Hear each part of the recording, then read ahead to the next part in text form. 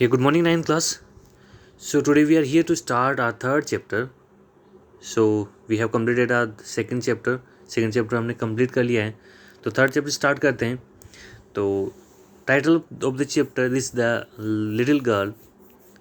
Before you read, तो before you read में एक बार देख लेते हैं क्या करना चाहता है writer. Do you feel you know your parents better now. क्या आप ऐसा फील करते हो कि आप अपने पेरेंट्स को अब बहुत ज़्यादा जानते हो than when you were much younger. जब आप क्या थे, छोटे थे, उससे ज़्यादा जानते हो.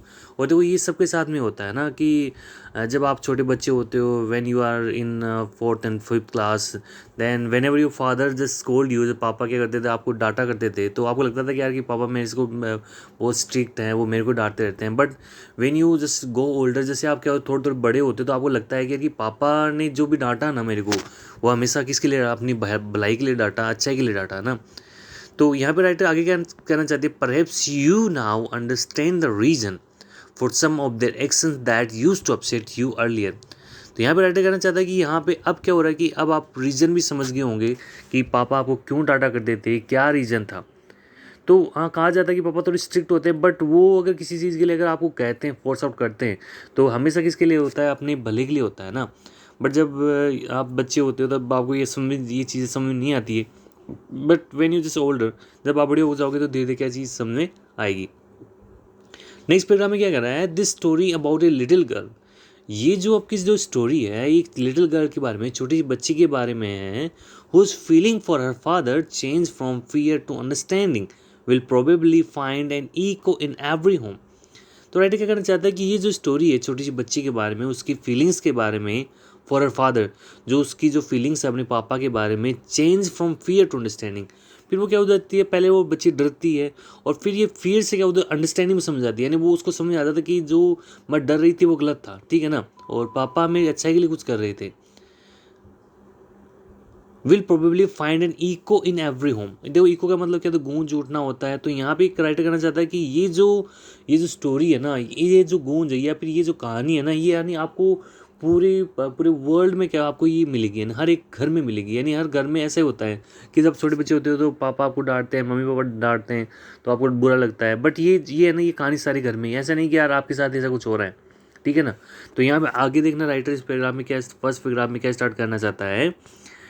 टू द लिटिल गर्ल, देखिए इस छोटी बच्ची के लिए, he was a figure to be feared. वो क्या थे, फिगर थे, वो फिगर टू बी फियर्ड, यानी ऐसे फिगर, फिगर मतलब यहाँ से पर्सन से, यानी पर्सन व्यक्ति से है, ऐसे व्यक्ति जो किसके क्या लायक हो, ओनली डर के लायक हो, यानी जिससे कोई इंसान डरे.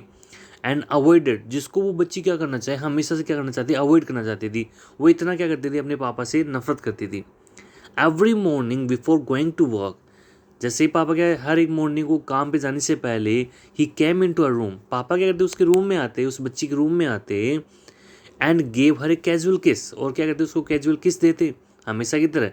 To which she responded with goodbye father, और फिर वो बच्ची क्या करती थी, रिस्पॉन्ड करती थी. और कैसे रिस्पॉन्ड करती थी, गुड बाय पापा. And oh there was a glad sense of relief, और आपको ये चीज़ बता दी जाए कि यहाँ पे ग्लेड सेंस होगा, यानी वो बहुत ज़्यादा खुश हो जाएगी, रिलीफ होगी, वो रिलैक्स मिलेगा उसको. When she heard the noise of the carriage growing फेंटर and फेंटर down the long road. तो यहाँ पे कहते हैं कि उस बच्ची वाले बताया जा रहा है कि जैसे क्या होता है कि ये जो कैरिज जो गाड़ी है, उस गाड़ी जो नीचे घर के नीचे जो रोड है, उस वजह से वो गाड़ी की आवाज़ जैसे फेंटर होती है धीरे धीरे कम हो जाती है. फेंटर मीन्स क्या होना, रिड्यूस होना ना. तो धीरे धीरे जैसे ही कम जो हो जाती है, वो बच्ची क्या हो जाती है, धीरे धीरे रिलैक्स हो जाती है. रिलैक्स कैसे होगी, इसको पता चल गया कि पापा चले गए ना. तो यहाँ पे राइटर कहना चाहता है कि जैसे पापा गए तो वो बच्ची क्या हो जाती है, खुश हो जाती है, ठीक है. और हमेशा कैसी फिगर बताया गया है पापा को, फियर टू बी फेयर्ड, यानी ऐसे ऐसे पर्सन जिससे क्या लगे, उनको डर लगे, ठीक है. नेक्स्ट पैराग्राफ में क्या कर रहा है, इन द इवनिंग, शाम को क्या होता है, व्हेन ही केम होम, जब वो पापा घर आते, she stood near the staircase, जो सीढ़ियाँ होती है उसके वो पास में खड़ी हो जाती. And heard his loud voice in the hall, और पापा की जो आवाज़ है, जो ये जो भारी आवाज़ है, उसको कहाँ सुनाई देती, उस हॉल में सुनाई देती. और देखो पापा क्या बोलते, bring my tea into the drawing room, मेरे ड्राइंग रूम में चाय लेके आए हो. Hasn't the paper come yet, क्या अभी पेपर नहीं आए. Mother, go and see if my papers out there, कि माँ आप जाइए और देखिए वहाँ पेपर नहीं है क्या, मैगजीन नहीं है क्या. And bring me my slippers, और मेरी स्लीपर्स लेके आओ। तो यहाँ पे जैसे पापा इतनी भारी आवाज़ में जैसे बोलते तो इस बच्चे को वैसे भी वो डरती थी हमेशा और वापस उसको डर लगता। केजिया, देखो यहाँ पे अपना जो मेन करेक्टर आया है जिसका नाम क्या है केजिया। देखो ये Kezia, mother would call to her, mamma उसकी मम्मा उसको पुकारती और क्या कहती mamma, if you are good girl you can come down and take off father's boots.